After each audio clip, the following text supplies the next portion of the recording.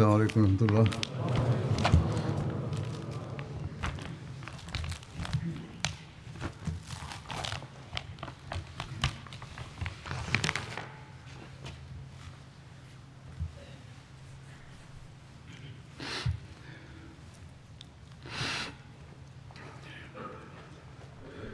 أشهد أن لا إله إلا الله وحده لا شريك له وأشهد أن محمدا عبده ورسوله أما بعد فأعوذ بالله من الشيطان الرجيم بسم الله الرحمن الرحيم الحمد لله رب العالمين الرحمن الرحيم مالك يوم الدين إياك نعبد وإياك نستعين اهدنا الصراط المستقيم صراط الذين أنعمت عليهم غير المغضوب عليهم ولا الضالين ولكل أمة جعلنا منسكا ليذكروا اسم الله على ما رزقهم من بهيمة الأنعام وإلهكم إله واحد فله أسلموا وبشر المخبتين الذين إذا ذكر الله وجلت قلوبهم والصابرين على ما أصابهم والمقيم الصلاة ومما رزقناهم ينفقون والبدن جعلناها لكم من شعائر الله لكم فيها خير فاذكروا اسم الله عليها صواف فإذا وجبت جنوبها فكلوا منها وأتموا القانع والمعتر كذلك سخرناها لكم لعلكم تشكرون لن ينال الله لحومها ولا دماؤها ولكن يناله التقوى منكم كذلك سخرها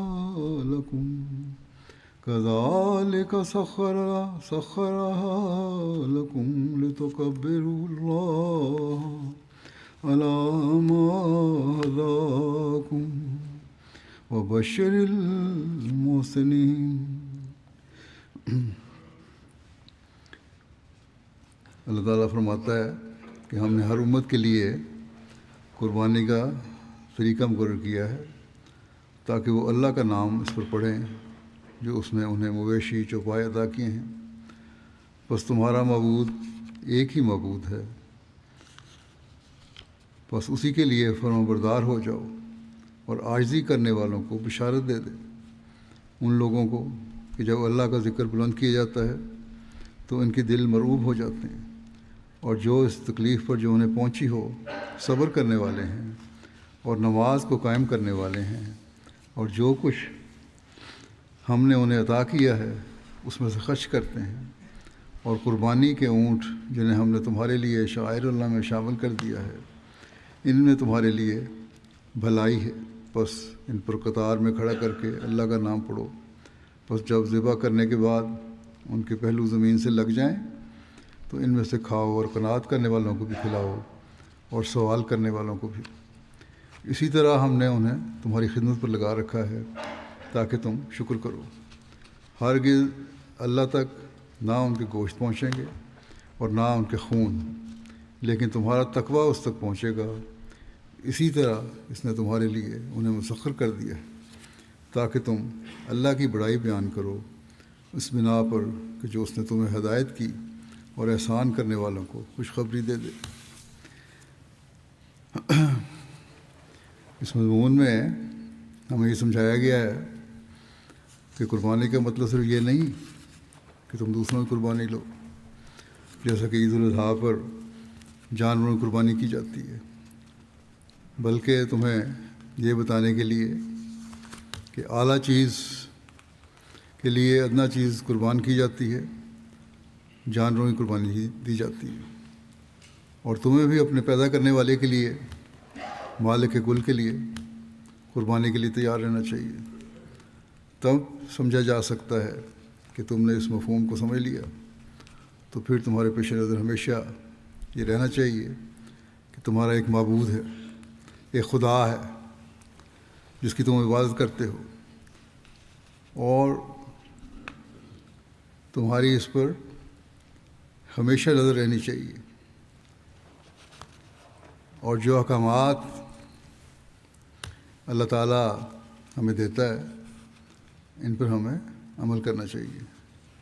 اللہ تعالیٰ فرماتا ہے کہ اس پر تم عمل کرو، اور یہی صحیح طریقہ ہے جس پر چل کر تم قربانی کے اعلیٰ معیار حاصل کر سکتے ہو۔ جس طرح جانور تمہارے لیے اپنی قربانی پیش کرتے ہیں، اپنی گردنیں تمہاری چھری کے سامنے رکھ دیتے ہیں، تم بھی اللہ تعالیٰ کے حضور جھکتے ہوئے اس کے احکامات بجا لانے کے لیے ہر قسم کی قربانی کے لیے تیار رہو، تبھی تم اس کی رضا حاصل کرنے والے ہو سکتے ہو۔ ورنہ یہ گوشت جو تم کھاتے ہو، بڑے فخر سے جانور ذبح کرنے والے ایک دوسرے کو کھلاتے بھی ہیں، یا یہ خون جو تم جانوروں کی گردنیں کاٹ کر بہا رہے ہو، تمہارے کسی کام کو نہیں آ سکتے۔ اللہ تعالیٰ کو ان چیزوں سے قطعاً کوئی دلچسپی نہیں ہے۔ اللہ تو تمہارے سے تقوی پر چلنے کی امید رکھتا ہے۔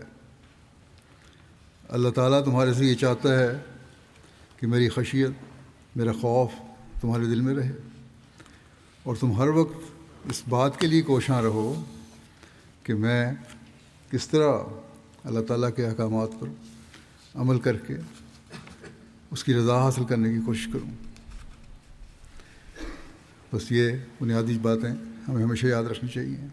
اللہ کی عبادت، اللہ تعالیٰ کی وحدانیت کا قائم کرنا، اور اپنے ایمانوں کی ترقی دینا۔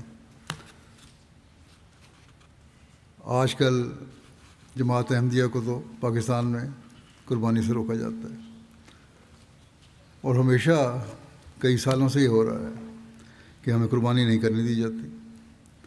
تو اصل چیز تو تقوی ہے۔ اللہ تعالیٰ فرماتا ہے اگر ہمیں قربانی نہیں بھی کرنے دی جاتی تو اللہ تعالیٰ ہماری نیتوں کو جانتا ہے کہ ہم کس نیت سے قربانی کرنا چاہتے ہیں۔ اگر ہماری نیتیں تقوی پر چلتے ہوئے، اللہ تعالیٰ کے احکامات پر عمل کرتے ہوئے، اس سے سبق حاصل کرتے ہوئے قربانی کرنے کی تھی، تو ہماری قربانی نہ کرنے کے باوجود اللہ تعالیٰ ہماری قربانیاں قبول کرنے والا ہے۔ جبکہ یہ لوگ جو دکھاوے کی قربانیاں کر رہے ہیں، بڑے بڑے جانور، لاکھوں روپے کے جانور خرید کر یہ اعلان کرتے پھرتے ہیں کہ ہم نے اتنے لاکھ کی قربانی کی ہے، یہ قربانی تقویٰ سے آری قربانی ہے۔ کیا یہ لوگ خدا تعالیٰ کے حکم پر عمل کر رہے ہیں؟ کیا اللہ تعالیٰ نے یہ حکم دیا ہے کہ لوگوں کے حقوق کو پامال کرو؟ کیا اللہ تعالیٰ یہ کہتا ہے کہ ظلم کرو اور اپنے ظلم سے لوگوں کو اللہ تعالیٰ کی عبادت کرنے سے روکو؟ اللہ تعالیٰ نے یہ کہیں نہیں کہا۔ اللہ تعالیٰ نے تو ہر اس شخص کو جس نے لا الہ الا اللہ محمد رسول اللہ پڑھا، یہ کہہ دیا کہ وہ مسلمان ہے، کلمہ گو ہے، اور تم اس کے ساتھ پیار، رحم اور شفقت کا سلوک کرو۔ لیکن یہ لوگ آج کل جو پاکستان میں احمدیوں کے ساتھ کر رہے ہیں، یہ تو سراسر تقویٰ سے دور لے جانے والی باتیں ہیں، اللہ تعالیٰ کے خوف سے دور ہٹی ہوئی باتیں ہیں، اور صاف صاف ظلم ہے، اور یقیناً اللہ تعالیٰ کی پکڑ میں آنے والے لوگ ہیں یہ۔ لیکن بہرحال ہمارے لیے ضروری ہے کہ ہم اس بات کو سمجھیں کہ یہ قربانیاں جو ہیں، جس طرح کہ اللہ تعالیٰ نے فرمایا کہ یہ قربانیاں ہمیں تقویٰ عطا کرنے کے لیے ہیں، اللہ تعالیٰ کا قرب دلانے کے لیے ہیں، اور اسی کی ہمیں کوشش کرنی چاہیے، اور اللہ تعالیٰ کے حکم پر عمل کرتے ہوئے اس کی فرمانبرداری ہمیں حد الوسع کرنی چاہیے۔ اگر ہم یہ کریں گے تو ہماری عید، اگر عید کی قربانیاں نہیں بھی ہو رہی تب بھی اللہ تعالیٰ جو ہماری نیتوں کا اور ہمارے دلوں کا حال جانتا ہے، وہ ہماری قربانیوں کو قبول فرمائے گا اور ہمیں عید کی برکات سے مستفید فرمائے گا، اور پھر ہمیں اس کا اجر بھی عطا فرمائے گا، کیونکہ اللہ تعالیٰ نے تو فرما دیا ہے کہ مجھے تمہارے خون اور گوشت نہیں پہنچتے، بھلے مجھے تقویٰ پہنچتا ہے۔ بس اس بات پر ہمیں عمل کرنا چاہیے، اور ہمیں ان احکامات پر عمل کرنا چاہیے جو اللہ تعالیٰ نے ہمیں دیے ہیں۔ اللہ تعالیٰ نے ہمیں تو احکامات دیتے ہوئے واضح طور پر فرما دیا کہ تمہاری پیدائش کا مقصد عبادت اور بندگی ہے، اور یہ حاصل ہوتا ہے کب؟ جب حقوق اللہ کی ادائیگی ہو، جب حقوق العباد کی ادائیگی ہو۔ اب حقوق اللہ کی ادائیگی کیا ہے؟ سب سے پہلی بات تو یہ ہے کہ نماز کو قائم کرنے والے بنو۔ ہمیں 5 وقت کی نمازوں کا حکم ہے، اس لیے کوشش کر کے 5 وقت ان نمازوں کو اللہ تعالیٰ فرماتا ہے ادا کرو۔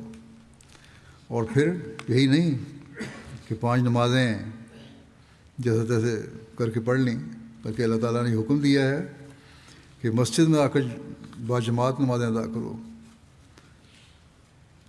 اگر آج کل ہماری یہ حالات ہیں، ہر طرف سے سختیاں کی جا رہی ہیں، تو اگر ہم پاکستان میں مثلا ہم عبادتوں کی طرف توجہ دیں، بعض جگہ ہمیں نمازیں پڑھنے سے بھی روکا جاتا ہے، مسجدوں میں آنے سے بھی روکا جاتا ہے، تو اکٹھے ہو کر گھروں میں کسی جگہ جہاں ایسی سختیاں نہیں ہیں وہاں ہم نمازیں ادا کر سکتے ہیں۔ اور جب ہم اللہ تعالیٰ کے حضور گڑ گڑائیں گے تو یقیناً ہم دشمن سے نجات حاصل کرنے والے ہوں گے اور اللہ تعالیٰ کا فضل حاصل کرنے والے ہوں گے۔ بس سب سے بڑی قربانی، بڑی بات تو یہی ہے کہ قربانی کے دنوں میں جو ہم سے قربانی لی جا رہی ہے، اس قربانی کا حق ادا کرنے کے لیے ہمیں چاہیے کہ ہم اپنی عبادت کے حق ادا کرتے ہوئے اللہ تعالیٰ کے حضور میں ایسے حاضر ہوں، اس طرح تڑپیں جس طرح ایک ذبح کرنے والا جانور تڑپ رہا ہوتا ہے، اور رو رو کر اس سے دعائیں مانگیں اور اللہ تعالیٰ کا فضل حاصل کرنے کی کوشش کریں، اور اس کے لیے بے چین ہو کر اس کے آگے تڑپیں، تبھی وہ ہماری دعائیں بھی سنے گا، اور انشاءاللہ اللہ تعالیٰ ہم ان ظالموں سے نجات بھی حاصل کرنے والے ہوں گے۔ پاکستان میں رہنے والے احمدیوں کو خاص طور پر اس طرح توجہ دینی چاہیے، کیونکہ جس کو تکلیف ہو وہ زیادہ تڑپ کر دعا کر سکتا ہے اپنے لیے۔ تو بہرحال سب سے پہلی بات یہی ہے کہ اللہ تعالیٰ کا حق ادا کرنے کے لیے ہمیں اپنی نمازوں کی طرف توجہ دینی چاہیے، اور اگر ہم اس پر توجہ دیں گے تو اللہ تعالیٰ کے فضلوں کے وارث بن جائیں گے انشاءاللہ۔ نمازیں ہم نے اپنے گلے سے اتارنے کے لیے نہیں پڑھنی، بلکہ ان کا حق ادا کرتے ہوئے پڑھنی ہے۔ باجماعت نماز پڑھنے کی کوشش کرنی چاہیے جیسا کہ میں نے کہا، اور سنوار کر نماز پڑھنے کی کوشش کرنی چاہیے۔ اگر ہم یہ کر رہے ہوں گے تو انشاءاللہ تعالیٰ اللہ تعالیٰ کے ایسے فضل ہوں گے کہ دشمن ہماری راہ میں جو روکیں حائل کر رہے ہیں، یہ برائے نام سی روکیں ہیں، یہ کبھی حائل نہیں ہوں گی اور ہوا میں اڑ جائیں گی بس آج یہ عہد کریں کہ ہم نے اپنی عبادت کے معیار بلند کرنے ہیں اور ان معیاروں تک لے جانا ہے جو اللہ تعالیٰ ہم سے چاہتا ہے. اسی طرح آج یورپ میں اور بہت سارے ملکوں میں جہاں ہم عید پڑھ رہے ہیں، بعض جگہ عید کل ہوگی، پاکستان میں بھی کل ہے، وہ بھی اس طرف خاص توجہ کریں. ہمیں عید پڑھنے کی اجازت بھی شاید نہیں ملے گی پاکستان میں، تو یہاں آپ آزاد ہیں، ہم آزادی سے عید پڑھ رہے ہیں، بہت سارے ملکوں میں پڑھ رہے ہیں، لیکن پاکستان میں انتظامیہ کی طرف سے پابندیاں لگا دی جائیں گی اور لگا دی گئی ہیں بعض جگہ. لیکن ہم نے اس کی پرواہ نہیں کرنی، یعنی اپنے دلوں کو میں مایوسی نہیں پیدا کرنی اس وجہ سے پابندیاں لگی ہیں. اپنے گھروں میں بے شک عید پڑھ لیں، لیکن یہ عہد کریں کہ ہم نے اللہ تعالیٰ کے حق ادا کرنے ہیں اور اپنی عبادتوں کے معیار وہاں تک لے کر جانے ہیں جہاں اللہ تعالیٰ کے حضور اس طرح پیش ہوں، اس طرح چلائیں اور گڑ گڑائیں کہ اللہ تعالیٰ کے عرش کے پائے بھی ہلنے لگ جائیں، اور اللہ تعالیٰ ہماری دعاؤں اور گڑ گڑاہٹوں اور چلاہٹوں کو سن لے اور ایسا فضل ہم پر نازل فرمائے کہ جس کی کوئی مثال نہ ہو اور دشمن کی خاک اڑا کے رکھ دے. اگر ہم اس طرح عبادت کرنے والے ہوں گے تو یقیناً آپ پھر دیکھیں گے کہ یہ عارضی روکیں جو ہیں ہماری راہ میں حائل کی جا رہی ہیں، جو مخالفتیں دشمنیاں قدم قدم پر ہمارے سامنے ہیں، جن کا ہمیں سامنا کرنا پڑ رہا ہے، اللہ تعالیٰ ان کی خاک اڑا دے گا. بس نماز کا حق ادا کرنے کے لیے، عبادت کا حق ادا کرنے کے لیے ہمیں پوری طرح کوشش کرنی چاہیے. حضرت مسیح موعود علیہ السلام ایک جگہ اس بارے میں فرماتے ہیں کہ عبادت کے 2 حصے ہیں. ایک وہ جو انسان اللہ تعالیٰ سے ڈرے، جو ڈرنے کا حق ہے. خدا تعالیٰ کا خوف انسان کو پاکیزگی کے چشمے کی طرف لے جاتا ہے اور اس کی روح گداز ہو کر الوہیت کی طرف بہتی ہے اور عبودیت کا حقیقی رنگ اس میں پیدا ہو جاتا ہے. بس یہ چیز ہے، عبادت ایسی ہو جو ہمیں اللہ تعالیٰ کے خوف سے پاکیزگی کے چشمے کی طرف لے کر جائے اور ہماری روح پگھل جائے اور ہم عبودیت کا حق ادا کرنے والے ہوں، دعاؤں کا حق ادا کرنے والے ہوں، بندگی کا حق ادا کرنے والے ہوں. اور فرمایا کہ دوسرا حصہ عبادت کا یہ ہے کہ انسان خدا سے محبت کرے جو محبت کرنے کا حق ہے. اس لیے فرمایا ہے والذین آمنوا اشد حبا للہ، اور دنیا کی ساری محبتوں کو غیر فانی اور آنی سمجھ کر حقیقی محبوب اللہ تعالیٰ ہی کو قرار دیا جائے.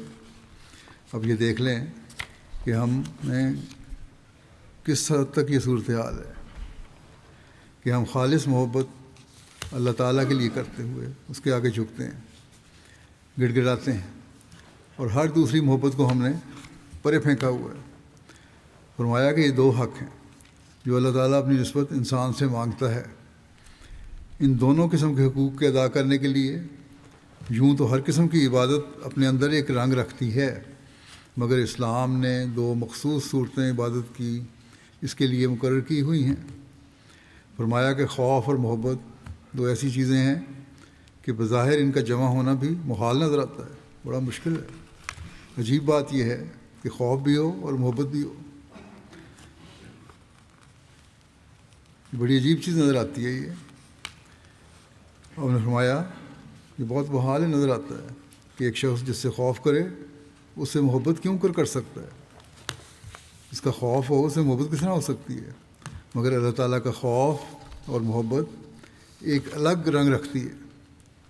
جس قدر انسان خدا کا خوف میں ترقی کرے گا اسی قدر محبت زیادہ ہوتی جائے گی، اور جس قدر محبت الہی میں ترقی کرے گا اسی قدر خدا تعالیٰ کا خوف غالب ہو کر بدیوں اور برائیوں سے نفرت دلا کر پاکیزگی کی طرف لے جائے گا.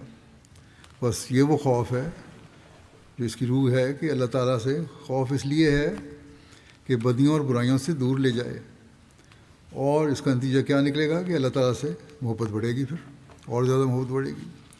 جب محبت بڑھے گی تو پھر خوف پیدا ہوگا، خوف پیدا ہوگا تو پھر محبت بڑھے گی. یہ آپس میں ایک دوسرے سے تعلق رکھتے ہیں، دونوں آپس میں لازم ملزوم ہیں. بس فرمایا کہ اسلام نے ان دونوں حقوق کو پورا کرنے کے لیے ایک صورت نماز کی رکھی ہے جس میں خدا کے خوف کا پہلو رکھا ہے، اور محبت کی حالت کے اظہار کے لیے حج رکھا ہے.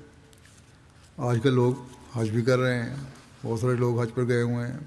حج کے دن ہیں، اور یہ حج کے دن جو ہیں یہ محبت کے اظہار کے دن ہیں. اسلام کی 2 تعلیمیں ہیں، بعض جگہ ہمیں یہی 2 تعلیمیں ہیں، لیکن بعض جگہ ہمیں حج پر جانے سے بھی روکا جاتا ہے. لیکن بعض احمدی پھر بھی حج پر چلے جاتے ہیں، وہ اس سے فائدہ اٹھا رہے ہیں، اس محبت کے اظہار سے، اور محبت کا اظہار وہ لوگ کر رہے ہیں. لیکن نماز جو ہے وہ ہم عبادت کے لیے پڑھتے ہیں، اللہ تعالیٰ کا خوف دل میں پیدا کرنے کے لیے پڑھتے ہیں، تاکہ ہماری اس سے محبت بڑھے. اور جب محبت کی انتہا ہو جاتی ہے تو اس محبت کے اظہار کے لیے اللہ تعالیٰ نے کہا کہ پھر تم حج پر جاؤ، اور اس کے لیے حج رکھا ہے. جن کو توفیق ہے وہ حج کرتے ہیں. فرمایا کہ خوف کے جس قدر ارکان ہیں وہ نماز کے ارکان سے بخوبی واضح ہیں کہ کس قدر تذلل اور اقرار عبودیت اس میں موجود ہے. اور حج میں محبت کے سارے ارکان پائے جاتے ہیں. بعض وقت شدت محبت میں کپڑے کی بھی حاجت نہیں رہتی. عشق بھی ایک جنون ہوتا ہے. کپڑوں کو سنبھال کر رکھنا یہ عشق میں نہیں رہتا کہ صرف آدمی اپنے کپڑوں کو دیکھتا رہے. آپ نے ایک مثال دی کہ ایک عورت تھی، وہ کسی کی عاشق ہو گئی تو اس کے عشق میں کپڑے پھاڑ دیتی تھی. تو فرمایا کہ یہ تو دنیا داروں کی مثال ہے، تمہیں تو اللہ تعالیٰ سے بہت بڑھ کر محبت کرنی چاہیے. فرمایا کہ یہ ساری باتیں جو ہیں یہ حج میں موجود ہیں. محبت کے اظہار کے لیے اس میں سر منڈایا جاتا ہے، اس میں دوڑتے بھی ہیں. محبت کا بوسہ رہ گیا وہ بھی ہے، جو خود حجر اسود کو بوسہ دیا جاتا ہے، جو خدا کی ساری شریعتوں میں تصویری زبان میں چلا آیا ہے. پھر قرآن میں بھی کمال عشق دکھایا ہے، پھر قربانی میں بھی کمال عشق دکھایا ہے. قربانی کرنی ہے یہ بھی عشق کا کمال ہے. پھر اس کے بعد جانوروں کی قربانی کی جاتی ہے، یہ بھی عشق کی انتہا ہے. آپ نے فرمایا اسلام نے پورے طور پر ان حقوق کی تکمیل کی تعلیم دی. نادان ہے وہ شخص جو اپنی نابینائی سے اعتراض کرتا ہے. بس محبت کے اظہار کے لیے حج کیا جاتا ہے اور محبت کے اظہار کے لیے قربانی کی جاتی ہے. بس یہ چیزیں اگر ہم سامنے رکھیں گے تو پھر ہماری محبت جو ہے اس کا اظہار ہوگا. اور جہاں ہمیں روکیں پیدا کی جاتی ہیں وہاں اللہ تعالیٰ تو ہمارے دلوں کا حال جانتا ہے، ہماری محبت کے جذبات کو جانتا ہے، ہماری عبادتوں کے معیاروں کو جانتا ہے. وہ پھر ایسے حالات میں ہمارے لیے آسانیاں بھی پیدا کرے گا. اور اگر مخالفین کی طرف سے ہمیں عبادتوں سے روکنے کی وجہ سے روکے ہیں تو ان عبادتوں کا ثواب بھی عطا فرمائے گا ہمیں، جس کے کرنے سے ہمیں روکا جاتا ہے. تو اللہ تعالیٰ تو بڑا دینے والا ہے. بس اگر ہم عبادت کا حق ادا کر لیں گے، نمازوں کو سنوار کر پڑھیں گے، محبت کا اظہار پوری طرح کریں گے، خوف ہمارے دل میں پیدا ہوگا اللہ تعالیٰ کا، اور اللہ تعالیٰ کی خاطر یہ خوف پیدا ہوگا، اس کو محبت حاصل کرنے کے لیے خوف پیدا ہوگا. اور اس خوف پھر اللہ تعالیٰ اس خوف کو محبت میں بدل دے گا، اور اس کی وجہ سے پھر اس کے ہم جب قریب ہونے کی کوشش کریں گے تو اللہ تعالیٰ یہ حالات بھی انشاءاللہ بدل دے گا، اور دشمن کی ہر کوشش کو ناکام و نامراد کر دے گا. ان کی کوشش تو یہی ہے کہ احمدی اپنے ایمان سے دور ہو جائیں. اس میں یہ کبھی کامیاب نہیں ہو سکتے. جو مضبوط احمدی ہے وہ بہرحال مضبوط ہے.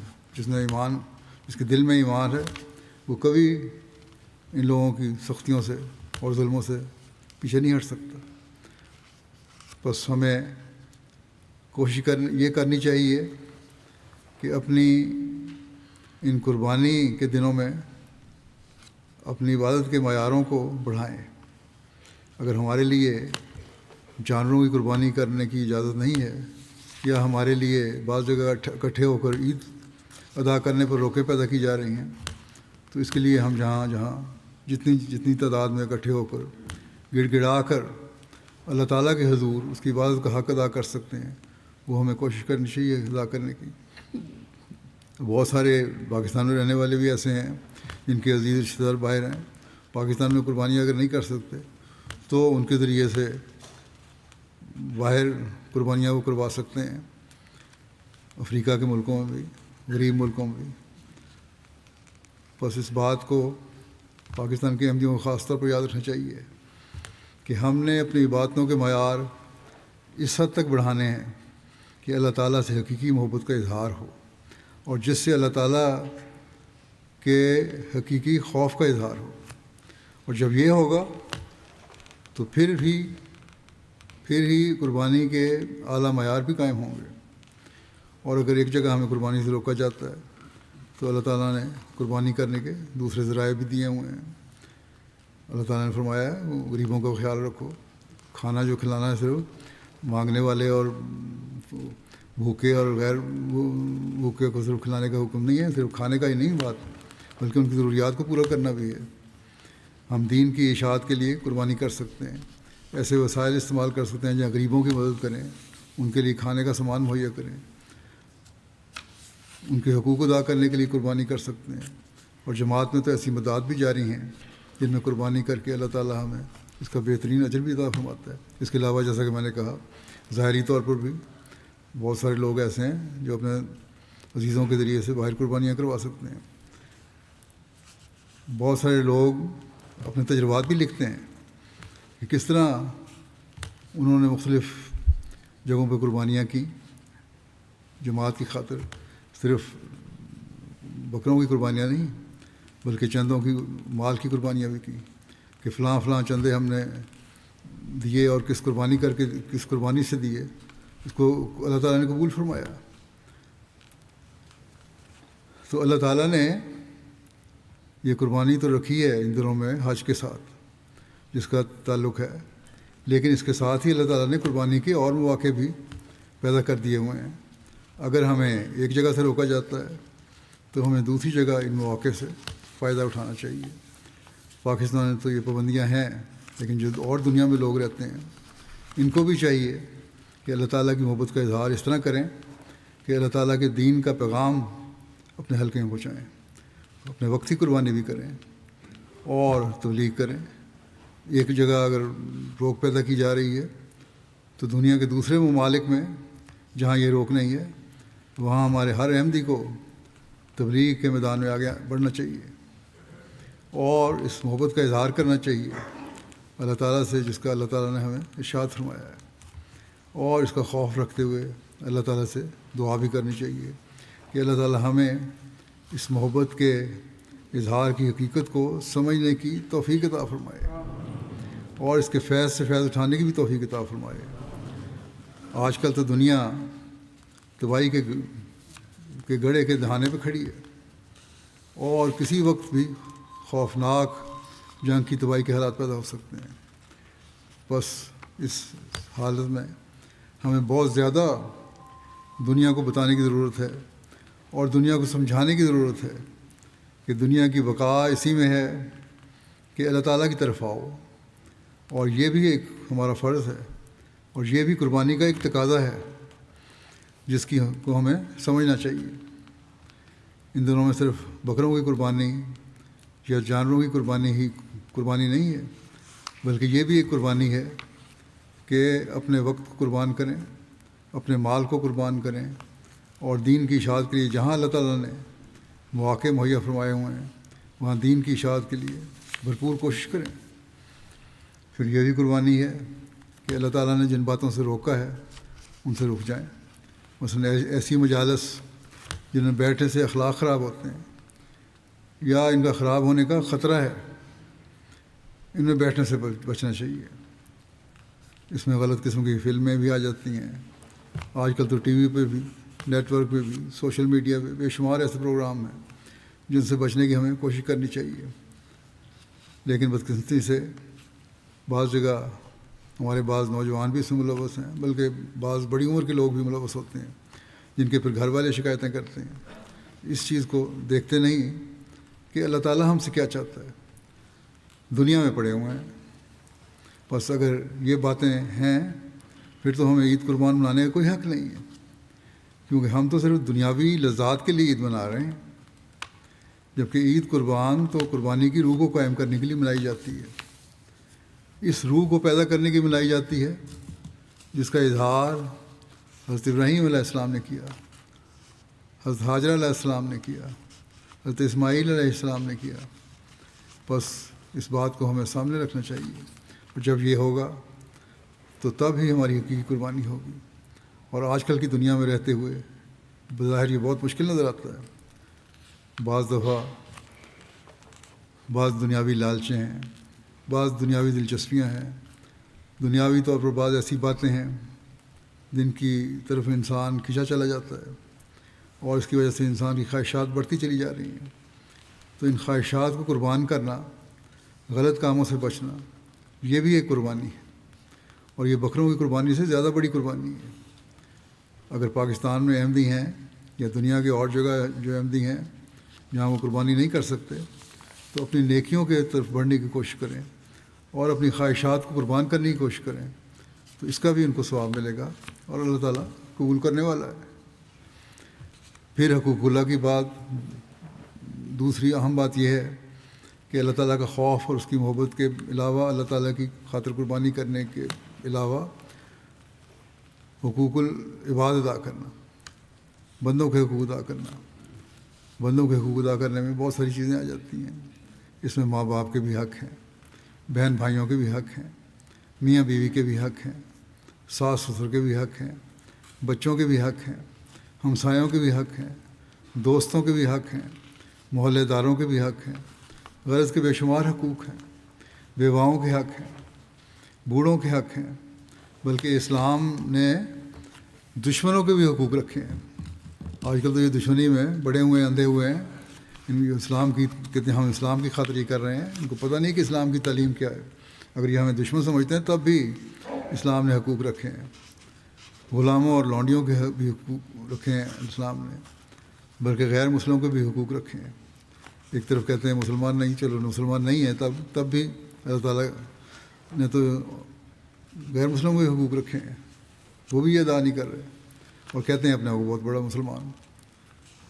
اب پاکستان میں تو ہمیں غیر مسلم کہہ کے ہمارے ہر قسم کے حقوق چھینے جا رہے ہیں، لیکن اللہ تعالیٰ تو فرماتا ہے کہ اسلام میں جو تعلیم اللہ تعالیٰ نے دی ہے وہ تو یہ ہے، اور جس کی حضرت صلی اللہ علیہ وسلم نے ہمیں تلقین فرمائی ہے اور عمل کر کے دکھایا ہے، اپنے نمونے سے جو قائم فرمایا ہے کہ غیر مسلموں کے بھی حقوق ادا کرو۔ پھر اور بہت سارے حقوق ہیں، یتیموں کے حق ہیں، محتاجوں کے حق ہیں، اور بہت سارے حقوق ہیں بے شمار۔ لیکن عام مسلمانوں کو جب ہم دیکھتے ہیں تو یہ تمام قسم کے حقوق کو توڑنے والے لوگ ہیں، ان کو غصب کرنے والے ہیں یہ، اور ان کا حق نہیں ادا کر رہے۔ اگر ہم بھی اسی طرح بن گئے تو ہمارے اور ان میں فرق کیا رہ جائے گا؟ بس ہر احمدی کو خاص طور پر ان حقوق کے ادا کرنے کی کوشش کرنی چاہیے۔ اب صرف ہم اس بات پر پریشان ہو جائیں کہ ہم قربانی نہیں کر سکتے پاکستان میں یا بعض اور جگہوں پہ، یا ہمیں پوری طرح عبادت کا حق ادا کرنے کا موقع نہیں مل رہا، ہمیں مسجدوں میں باجماعت نمازوں سے روکا جاتا ہے، تو یہ کوئی ایسی بات نہیں ہے۔ اگر ہم حقوق العباد کو ادا کر رہے ہیں تو یہ حقوق العباد ہیں جو وہ بعض دفعہ عبادت کا بھی رنگ اختیار کر لیتے ہیں، اور پھر اللہ تعالیٰ کے ہاں ثواب کو مستحق بنا دیتے ہیں۔ بس اس طرف ہمیں توجہ دینی چاہیے، اس کے بارے میں ہمیں سوچنا چاہیے، اور اس کے لیے ہمیں کوشش کرنی چاہیے۔ اسی طرح ہمیں اپنی وفا کے معیاروں کو بڑھانا چاہیے۔ ہر جگہ ہمارا وفا کا معیار، اللہ تعالیٰ سے وفا کا معیار بڑھنا چاہیے۔ پھر آپس میں حقوق ادا کرتے ہوئے ایک دوسرے سے وفا کا معیار بھی بڑھانا ہوگا۔ مومن تو بھائی بھائی ہیں، اور ایک سے دوسرے کو تکلیف پہنچتی ہے۔ اپنی بیعت کے حق کو ادا کرنے کے لیے اپنی بیعت کے وفا کے معیار کو بڑھانا ہوگا ہمیں۔ ایک حقوق کے ادا کرنے کے بارے میں ایک حدیث میں آتا ہے، حضرت صلی اللہ علیہ وسلم نے فرمایا کہ تم مومنوں کو آپس میں ایک دوسرے کے ساتھ رحمت اور محبت کا معاملہ کرنا چاہیے۔ ایک دوسرے کے ساتھ لطف و نرم خوئی میں ایک جسم پاؤ گے، جب اس کا کوئی حصہ بھی تکلیف میں ہوتا ہے تو سارا جسم تکلیف میں ہوتا ہے، ایسا کہ نیند اڑ جاتی ہے اور جسم بخار میں مبتلا ہو جاتا ہے۔ بس یہ وہ معیار ہے جو حقوق ادا کرنے کے لیے مومنوں کو خاص طور پر آپس میں ایک دوسرے کے حقوق ادا کرنے کے لیے اس کی تلقین حضرت صلی اللہ علیہ وسلم نے ہمیں فرمائی ہے، اس توجہ دینی چاہیے کہ اس طرح کرو گے تو تبھی تم لوگ وہ مقام حاصل کر سکتے ہو جو اللہ تعالیٰ کا قرب دلانے والا مقام ہے۔ اب جائزہ ہم خود ہی لے سکتے ہیں اپنا، کس حد تک ہم اس پہ عمل کر رہے ہیں۔ صرف ایک ہی بات سے اللہ تعالیٰ تم سے راضی نہیں ہوتا کہ تم نے بکرے کی قربانی کر دی، بلکہ اللہ تعالیٰ تو مختلف قسم کے حقوق کی ادائیگی سے بھی راضی ہوتا ہے، اور اگر اس کو بلکہ اس کی تلقین فرمائی ہے، اگر ہم اس کی کوشش کریں گے تو پھر اللہ تعالیٰ کے فضلوں کے وارث بنتے چلے جائیں گے۔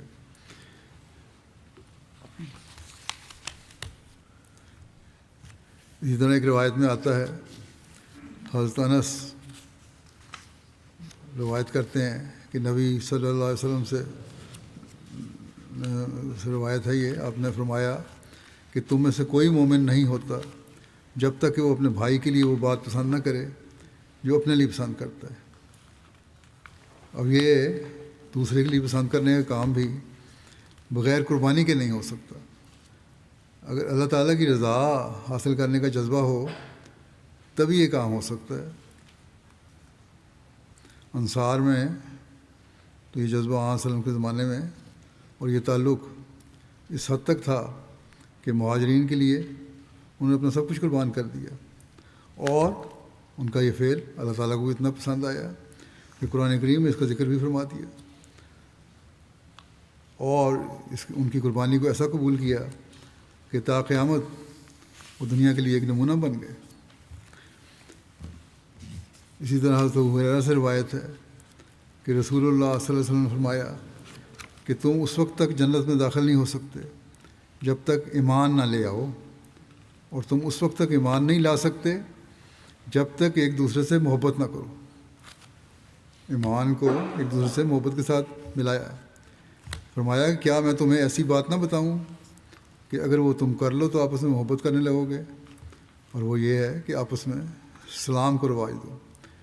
بس آپس میں محبت اور سلام کے رواج یہ اللہ تعالیٰ نے جنت میں جانے کا راستہ بتا دیا ہے، اس میں جانے کے لیے ایک راستہ بنایا ہے۔ اگر یہ بات ہم سمجھ لیں تو پھر ہی ہم حقیقی مومن ہو سکتے ہیں۔ اب جو سلام کرنے والے ہیں وہ دوسروں سے لڑائی تو نہیں کریں گے، سلام تو سلامتی کا پیغام ہے۔ جب یہ ہوگا تو ایک محبت اور پیار کی فضا قائم ہوگی، اور جب یہ ہوگا تو پھر ہم اللہ تعالیٰ کا قرب حاصل کر سکتے ہیں۔ اور جیسا کہ میں نے کہا، یہ بات بھی بغیر قربانی کے نہیں ہو سکتی۔ اگر ہم احمدی اس بات کو سمجھ لیں تو کبھی کسی کی حقوق تلفی کرنے والے نہ ہوں، اور قربانی کر کے حق ادا کرنے والے ہوں، اور اس کے نتیجے میں نہ صرف اخروی جنت کو حاصل کرنے والے ہوں بلکہ اس دنیا میں بھی جنت نظیر معاشرہ بنانے والے ہوں گے۔ اور آج کل کے حالات میں تو خاص طور پر احمدیوں کو تمام رنجشیں ختم کر کے ایک حسین معاشرہ بنانے کی کوشش کرنی چاہیے، تاکہ مخالفین کسی بھی طرح ہماری صفوں کو توڑنے والے نہ بن سکیں۔ بس اللہ تعالیٰ کے فضلوں کو حاصل کرنے کے لیے ہمیں چاہیے کہ ہم اللہ تعالیٰ کی ہم بھی کریں، اس کی عبادت کا بھی حق ادا کریں، اور اس کے بندوں کے حقوق بھی ادا کرنے کی کوشش کریں، آپس میں محبت، پیار اور سلامتی کے پیغام بھی دیں۔ جب ہم یہ کریں گے تو ہم اللہ تعالیٰ کے فضلوں کے وارث بنتے چلے جائیں گے۔ ہمیں یہی کوشش کرنی چاہیے کہ ہم میں سے ہر ایک اللہ تعالیٰ کا فضل حاصل کرنے کے لیے وفا کے ساتھ حقوق ادا کرنے والا بننے والا ہو، اور اگر ہم یہ حقوق ادا کرنے والے بنیں گے، اللہ تعالیٰ کے احکامات پر چلتے ہوئے یہ کام کریں گے، تو پھر جہاں ہم اپنے آپ کو اللہ تعالیٰ کے فضل و کرم کا وارث بنائیں گے، اللہ تعالیٰ کے انعامات کا وارث بھی بنائیں گے، وہاں ہم ایک حسین معاشرہ بھی قائم کرنے والے ہوں گے، جہاں ہر شخص دوسرے کے لیے قربانی کرنے والا ہوگا۔ اور جب ایک دوسرے کے لیے قربانی کرنے والا ہوگا تو یہ باتیں وہی ہیں جو حقیقی قربانی کی طرف ہمیں توجہ دلاتی ہیں۔ اللہ تعالیٰ نے فرمایا ہے کہ قربانیاں کرو، تمہارا تقویٰ مجھ تک پہنچتا ہے، تمہارے خون نہیں مجھ تک پہنچتے۔ تو اگر ہمیں بکروں کی قربانیوں سے روکا گیا ہے تو ہمیں تقویٰ کے وہ معیار حاصل کرنے چاہیے کہ جس سے ہم ایک انتہا تک پہنچ جائیں اور اللہ تعالیٰ کے فضلوں کو حاصل کرنے والے بن سکیں۔ بس ہمیشہ ہمیں یہی کوشش کرنی چاہیے کہ ہم تقویٰ پر چلنے والے ہوں۔ حضرت مسیح علیہ السلام ایک جگہ تقویٰ کے بارے میں فرماتے ہیں کہ ہر ایک نیکی تب قبول ہوتی ہے جب اس کے اندر تقویٰ ہو، ورنہ قبول نہیں ہوتی۔ آپ نے فرمایا کہ زندگی تو برف کے ٹکڑے کی مثال رکھتی ہے، ہزاروں پردوں میں بھی رکھو تبھی پگھلتی جائے گی، شک لپیٹتے جاؤ جتنی مرضی لپیٹ لو لیکن پگھلتی جائے گی۔ بس زندگی کا کوئی اعتبار نہیں ہے، یہ تو کم ہوتی چلی جا رہی ہے۔ اگر ہم میں تقویٰ پیدا ہوگا تو پھر ہی ہم اللہ تعالیٰ کو قرب پانے والے ہوں گے، اور ہماری قربانیاں بھی تب ہی قبول ہوں گی۔ نہ قربانی کر کے بھی ہم قربانی کرنے والے ہوں گے، اور جو قربانیاں ظاہری طور پر کر رہے ہیں ان کی قربانیاں ان کے جانوروں کو ذبح کرنے کے باوجود بھی اللہ تعالیٰ قبول نہیں کرتا، کیونکہ اس میں تقویٰ نہیں ہے۔ بس اس بات کو ہمیشہ ہمیں یاد رکھنا چاہیے کہ ہم نے اللہ تعالیٰ کی خاطر اپنے سب کام کرنے ہیں۔ اللہ تعالیٰ نے فرمایا ہے کہ عاجزی کرنے والوں کو بشارت دے دو، یہ عاجزی کریں گے، جو عاجزی کریں گے وہ اللہ تعالیٰ کے فضلوں کے وارث بنیں گے، اور جو اللہ تعالیٰ کی فرمانبرداری کو سامنے رکھتے ہوئے عاجزی کریں گے وہ اللہ تعالیٰ کے فضلوں کو وارث بنیں گے۔ ان کو اللہ تعالیٰ نے بشارت دی ہے۔ نماز کو قائم کرنے والے ہوں گے تو وہی اللہ تعالیٰ کے فضلوں کے وارث بنیں گے۔ بھوکوں کو کھانا کھلانے والے ہوں گے وہی اللہ تعالیٰ کے فضلوں کے وارث بنیں گے۔ دین کی خاطر قربانی کرنے والے ہوں گے وہی اللہ تعالیٰ کے فضلوں کے وارث بنیں گے، اور تقویٰ پر چلتے ہوئے اللہ تعالیٰ کے حکموں پر عمل کرنے والے ہوں گے تو وہی اللہ تعالیٰ کے فضلوں کے وارث بنیں گے۔ بس یہ بات ہمیں ہمیشہ یاد رکھنی چاہیے کہ اگر یہ چیزیں ہم میں ہیں تو قربانیاں نہ کر کے بھی اللہ تعالیٰ کے حضور اپنی نیتوں کی وجہ سے مقبول ہوں گے، اور جو قربانیاں کرنے والے ہیں ان کی بدنیتی کی وجہ سے اللہ تعالیٰ ان کی قربانیاں ان پر الٹا دے گا۔ حضرت مسیح موعود علیہ السلام ایک جگہ فرماتے ہیں کہ ہمارے نبی کریم صلی اللہ علیہ وسلم نے جو جماعت بنائی تھی ان میں سے ہر ایک ذکی نفس تھا، اور ہر ایک نے اپنی جان کو دین پر قربان کر دیا ہوا تھا۔ ان میں سے ایک بھی ایسا نہ تھا جو منافقانہ زندگی رکھتا ہو، سب کے سب حقوق اللہ اور حقوق العباد کو ادا کرنے والے تھے۔ سو یاد رکھو کہ اس جماعت کو بھی، یعنی جماعت احمدیہ کو بھی، آپ کے ماننے والوں کو بھی خدا تعالیٰ انہی کے نمونے پر چلانا چاہتا ہے اور صحابہ کے رنگ میں رنگین کرنا چاہتا ہے۔ جو شخص منافقانہ زندگی بسر کرنے والا ہوگا وہ آخر اس جماعت سے کاٹا جائے گا۔ پھر آپ نے فرمایا پس اس مقام سے غافل مت ہو اے مخلوق کے گروہ، اور نہ اس بھید سے غافل ہو کہ جو قربانیوں میں پایا جاتا ہے، اور قربانیوں کو اس حقیقت کے دیکھنے کے لیے آئینوں کی طرح بنا دو، اور ان وصیتوں کو مت بھلاؤ، اور ان لوگوں کی طرح مت ہو جاؤ جنہوں نے اپنے خدا اور اپنی موت کو بھلا رکھا ہے۔ اور اس پوشیدہ بھید کی طرف خدا تعالیٰ کے کلام میں اشارت کی گئی ہے۔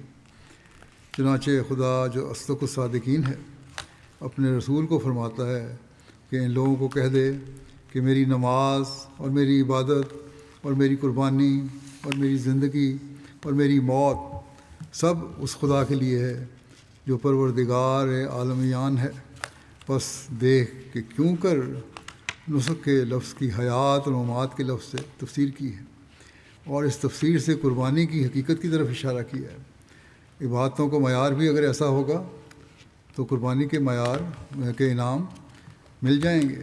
بس اے عقل مندو، اس میں غور کرو، اور جس نے اپنی قربانی کی حقیقت کو معلوم کر کے قربانی ادا کی اور صدق کے دل اور خلوص نیت کے ساتھ ادا کی، بس بتحقیق اس نے اپنی جان اور اپنے بیٹوں اور اپنے پوتوں کی قربانی کر دی، اور اس کے لیے اجر بزرگ ہے، جیسا کہ ابراہیم کے لیے اس کے رب کے نزدیک اجر تھا۔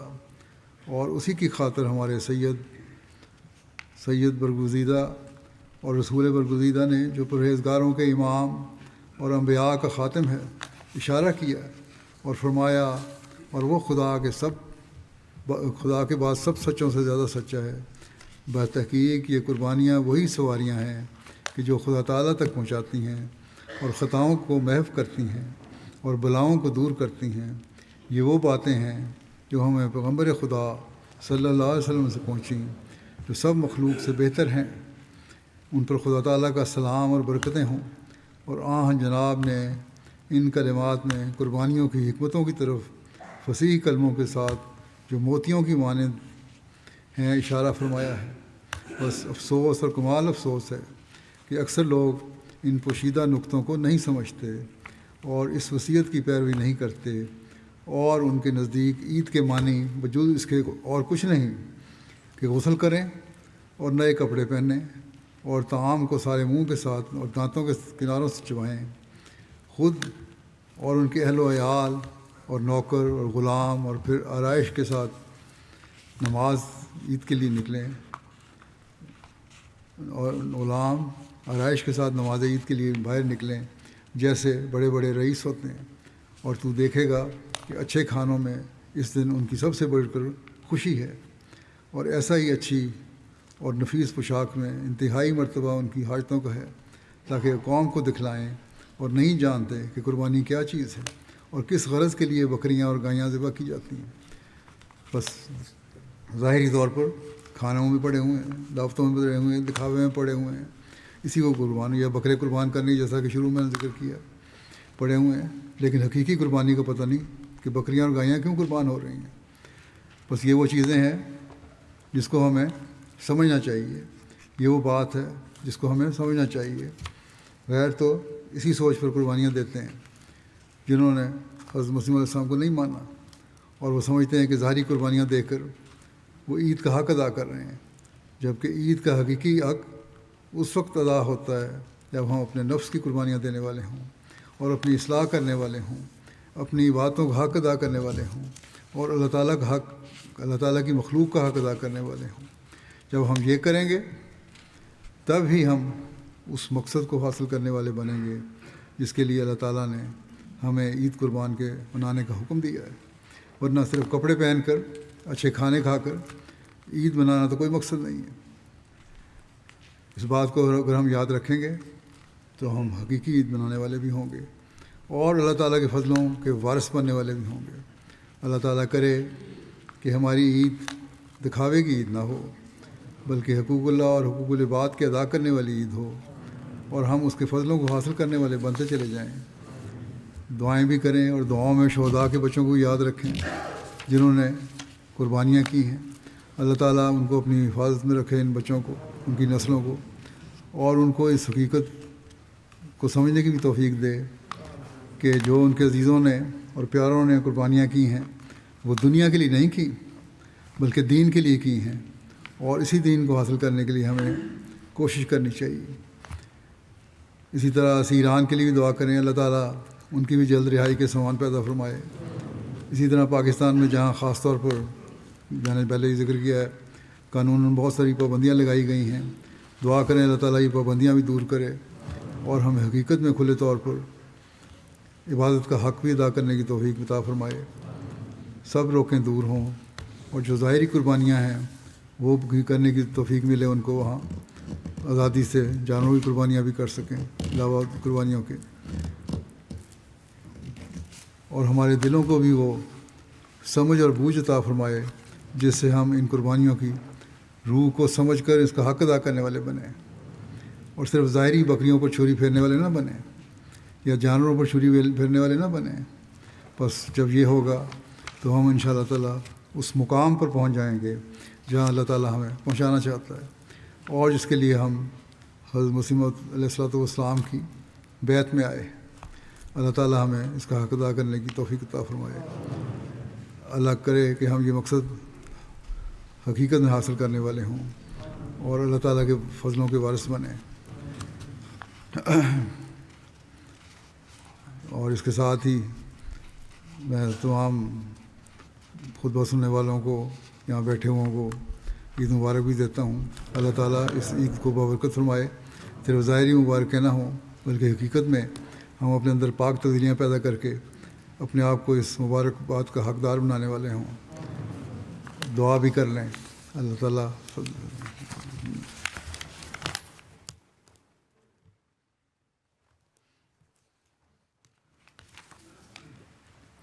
الحمد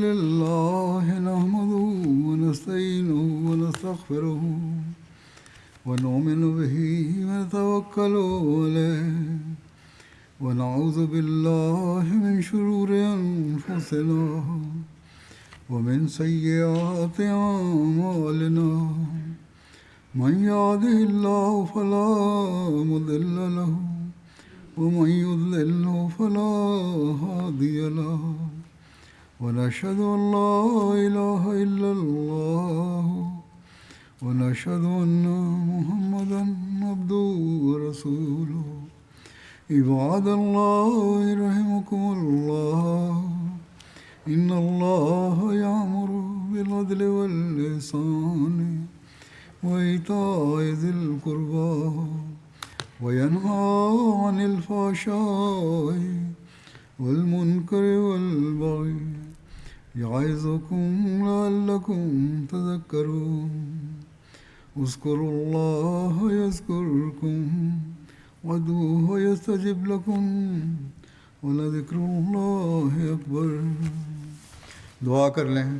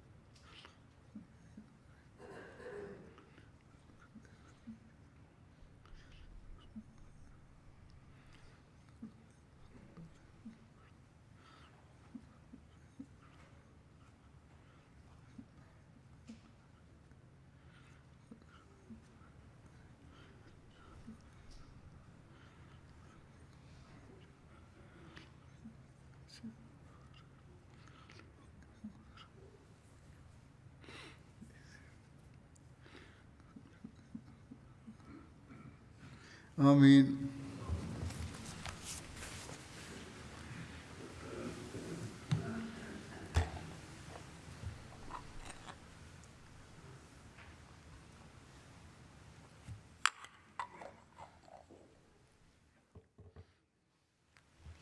السلام علیکم ورحمۃ اللہ۔